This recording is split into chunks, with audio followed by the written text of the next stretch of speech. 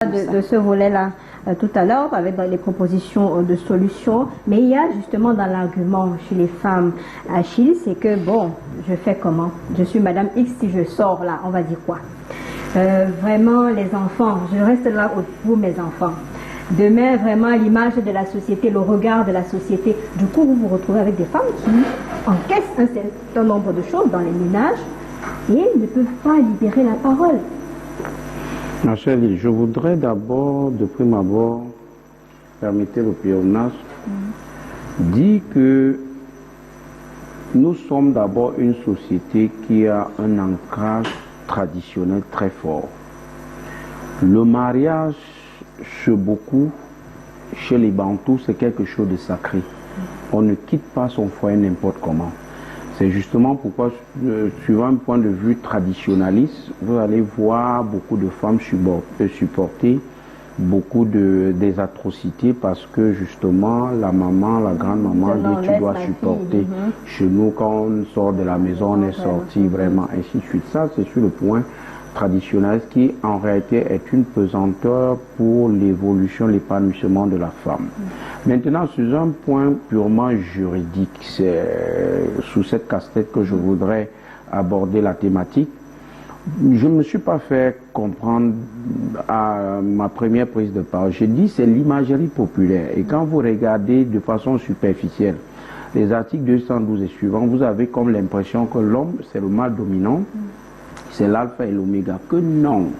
Justement, je suis d'accord avec l'une des copanélistes qui a dit s'il y a la paix dans un ménage, c'est d'abord le rôle de la femme.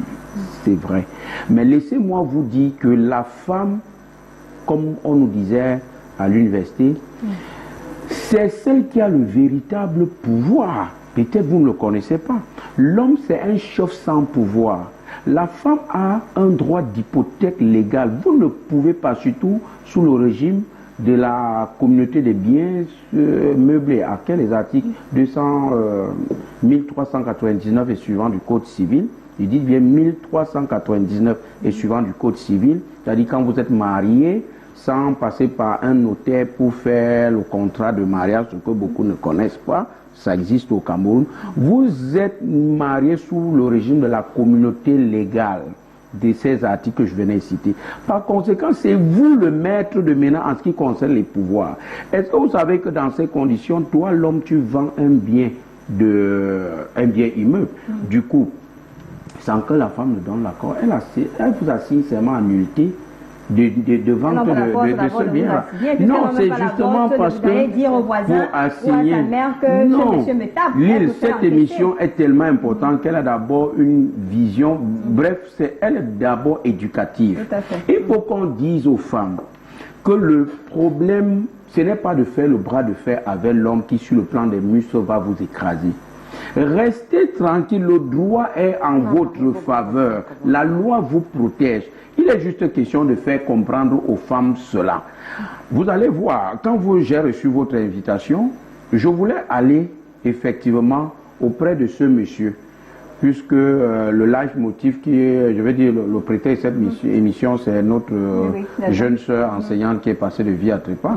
Alors, c'est que j'ai eu deux informations. Il serait interpellé à la brigade de Yassa. D'autres informations, il serait plutôt au commissariat du 16e. Ça m'a un peu embrouillé avec mes obligations professionnelles. Je ne suis pas parti. Alors, regardez ma chère Lille. Quand j'ai essayé de recouper également des informations, je pense que, sauf que la conseillère a refusé d'entrer en profondeur. Oui, elle a le droit de réserve, sauf qu'une émission éducative comme celle-ci amenons nos jeunes soeurs à ne plus tomber dans ce genre de conneries-là.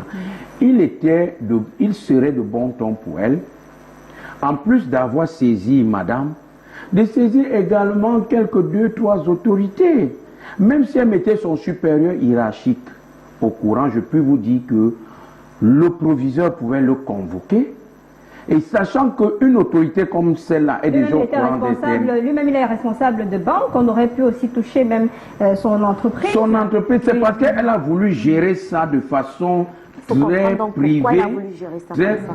Pardon? Le but, c'est de comprendre pourquoi elle a voulu gérer ça d'elle-même, ne pas parler, ne pas en parler. Et c'est justement peut-être la raison de l'existence des associations féministes comme celle de la dame, de ne pas rester avec ce genre, se laisser tuer, s'enfermer avec ce genre de situation.